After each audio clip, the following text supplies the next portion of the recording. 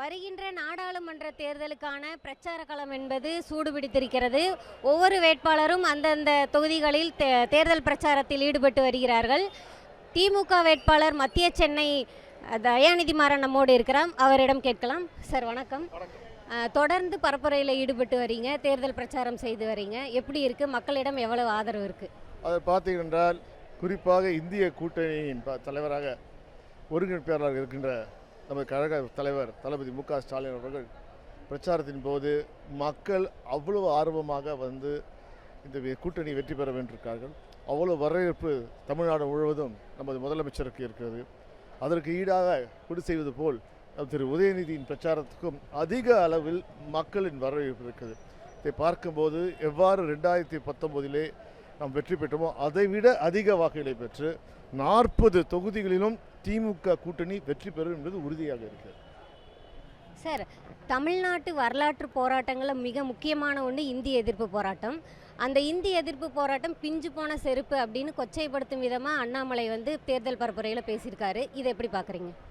அதாவது சமீப காலங்களிலே அவர் உளறுகிறார், தோல்வி பயத்தில் உளறுகிறார் என்பது தெரிகிறது. அது மட்டும் இல்லாமல் ஏதாவது ஒரு உளறி ட்ரெண்டிங் ஆக வேண்டும் என்று சொல்லி நம் மனதை புண்படுத்துகின்ற வகையில் எத்தனை உயிர்களை நம்ம இழந்தோம். இந்திய எதிர்ப்பு போராட்டங்களுக்காக இளம் மாணவர்கள் தங்கள் உடலை தீயிட்டு எழுதி இந்தி வேண்டாம் என்றும் நாம் என்ன இந்தி ஆதிக்கம் வேண்டாம் என்றும் இப்போ கூட சொல்கிறோம். என்ன சொல்கிறோம்? எந்த மொழிக்கும் நாம் எதிரானவர்கள், ஆனால் எங்களுக்கு கட்டாயமாக இந்த மொழி தான் அப்படி. இந்தியா என்றால் இந்தி என்றால் அங்கே ஏற்றுக்கொள்ள முடியாது. அப்போ என் தாய்மொழிக்கு என்ன நான் கேட்குறேன். இப்போ குஜராத்தில் வந்து அந்த மொழியை யாரும் பேசலை. காரணம், அந்த மோடியின் தாய்மொழியை அவர் அழித்து விட்டார். ராஜஸ்தானில் அந்த அவங்க மொழியை யாருமே பேசலை. இந்தி பேச விட்டதால் அங்கே இருக்கின்ற மொழி மறந்து விட்டது. அதே போல் தமிழை அழிக்க பார்க்கிறார்களா? இப்போ தமிழை அழிப்பதால் இந்தி பேசிவிட்டால் என்னை நான் வாழ்ந்து விடுவேனா? இல்லை எனக்கு வருமானம் அதிகமாகுமா?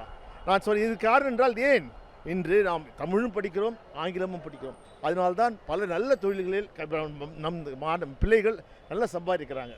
இன்றைக்கு ஹிந்தி மட்டும் படித்தா நான் என்ன சம்பாதிப்பேன்? அதெல்லாம் கேட்குறோம். இன்றைக்கு எனக்கு ஒருத்தருக்கு தேவைப்பட்டால் அவர் தமிழ் படிக்கலாம், ஹிந்தி படிக்கலாம், மலையாளம் படிக்கலாம். அவருக்கு தேவைக்கு ஏற்பட்டவர்கள் ஒரு அரசு திணிக்கக்கூடாது. அது குறிப்பாக தமிழ்நாட்டில் வந்து தமிழ் எவ்வளோ முக்கியம் என்றது எனக்கு தெரியும். அவர் சொல்லுவது கண்டிப்பாக பலர் மனங்களை புண்படுத்துகிறார், வேதனைப்படுத்துகிறார். அதாவது இந்த மாதிரி பேசி பெரிய தலைவர் இல்லை, தன்னை சிறுமைப்படுத்திக் கொள்கிறார். இந்த ஆண்டு ஆரம்பித்து இன்னும் 3 மாதங்கள் தான் ஆயிருக்கு. அதில் பல முறை பிரதமர் மோடி தமிழகத்திற்கு வந்திருக்காரு. அடுத்த முறையும் ஒரு தடவை அடுத்த மாதம் ஒரு முறை வருவதா தகவல் வெளியாகிருக்கு. இது தேர்தல் காலத்தில் தேர்தல் சமயத்தில் வர்றது எப்படி பார்க்குறீங்க? உங்கள் கேள்வியிலே பதில் இருக்கிறது. சென்னையிலே பெருவெள்ளம் வந்தபோது அனைத்து மக்களும் கிட்ட 3 மாவட்ட மக்கள் பாதிக்கப்பட்டார்கள். அப்போது 6000 ரூபாய் நிதியை முதலமைச்சர் கொடுத்தார்கள் ஒவ்வொரு குடும்பத்துக்கு. அப்போது ஒன்றிய அரசு ₹1 கொடுக்கல. வந்து பாதிக்கப்பட்டவர்கள் மக்களை மோடி வந்து பார்க்கவே இல்லை. தூத்துக்குடியில் 200 ஆண்டுக்கு பிறகு இப்படி ஒரு புயல் மழை வந்து வெள்ளம் வந்திருக்கிறார்கள். அப்போது பிரதமர் வந்தாரா? சென்னைக்கு வந்தார். புயலுக்கு வெள்ளத்துக்கு பிறகு சென்னைக்கு 3 முறை மோடி வந்தார். பாதிக்கப்பட்ட மக்களை பார்த்தாரா? இல்லை. தமிழில் பேசினார். அது டெலிபிராம்டர்களுக்கு எழுதி வச்சு தமிழை பார்த்து வணக்கம் சென்னைன்னெல்லாம் சொன்னார். ஆனால் பாதிக்கப்பட்ட ஐயோ என்னால் வர முடியவில்லை, இதோ இப்போது வந்து வருகிறேன், என்னால் ஒன்றிய அரசின் சார்பாக நிதி தருகிறேன் சொன்னாரா? இல்லையே. தூத்துக்குடிக்கு போனார். இப்போ தூத்துக்குடி போனவர் அங்கே இருக்க துறைமுகத்தை திறக்க சென்றார். அங்கே பாதிக்கப்பட்ட மக்களை கேட்டாரா? இல்லை.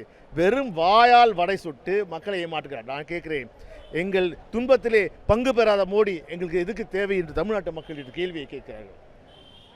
விசிகாவிற்கு பானை சின்னம் தாமதமாக இன்னைக்கு கொடுத்துருக்காங்க. மதிமுகவிற்கு சின்னம் வந்து ஒதுக்கப்படவில்லை. இந்த தேர்தல் ஆணையம் வந்து இப்படி சின்னம் விஷயத்தில் இப்படி தாமதப்படுத்துவதை எப்படி பார்க்குறீங்க? அதாவது பாஜக கூட்டணியில் ஏற்கனவே சிபிஐ, இடி, இன்கம் டேக்ஸ் எல்லாம் இருக்காங்க.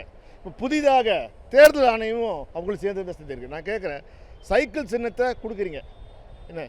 அதே போல் பார்த்தீங்கன்னா கேட்ட உடனே டிடிவி தினகரன் குக்கர் சின்னத்தை நீங்கள் வழங்குகிறீர்கள். ஆனால் இவருக்கு விசிகேக்கு இவ்வளவு தாமதப்படுத்தி ஏன் தர வேண்டும்? அப்படி கேட்குற மதிமுக தொடர்ந்து நிற்கிறது. அவர்களுக்கு தேவையான பொம்பரை தந்தால் என்ன வேண்டும் இப்படிலாம் பண்ணி சொல்லுவாங்க. சிபிஐ ஒழித்தால் திருமணத்தை நிறுத்தி விடலாம் என்று அந்த காலத்தில் சொல்லுவாங்க. அதே போல் சின்னத்தை ஒழித்தீர்கள். ஆனால் தமிழ்நாட்டு மக்கள் தேடி பிடித்து அந்தந்த சின்னத்துக்கு வாக்களிப்பார் என்பது உறுதி. சார், நீங்கள் இப்போ ஒரு வேட்பாளர், உங்கள் தொகுதி இல்லாமல் மற்ற தொகுதி வேட்பாளர்களுக்கு ஆதரவு தெரிவித்து தேர்தல் பரப்புரையில் ஈடுபடுவீங்களா?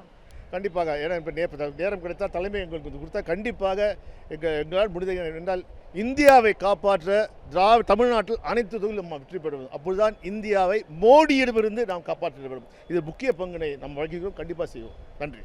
நன்றி சார்.